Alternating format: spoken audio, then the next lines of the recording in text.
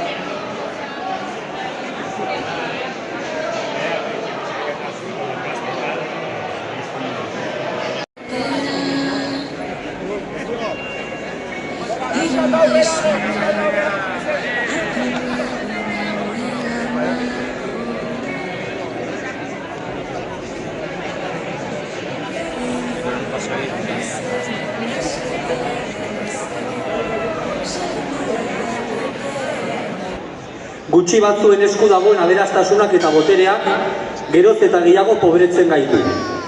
Emakumeok, sorterria utzi dugun pertsona migratuok, arrazializatuok, aniztasun funtzionala dugunok, gazteok eta sexu genero disidenteok gaude kapitalaren ofentsibaren jopuntuan. Patronala eta agintari politikoak eskutik helduta doaz. Aberastasuna modu justuan banatzeko edozein neurri blokeatzeko asmoz dihardute gutxieneko soldatarekin ere. Herritarron oinarrizko beharrak asetuko dituzten diru sarrerak bermatzea ez baita haien helburua.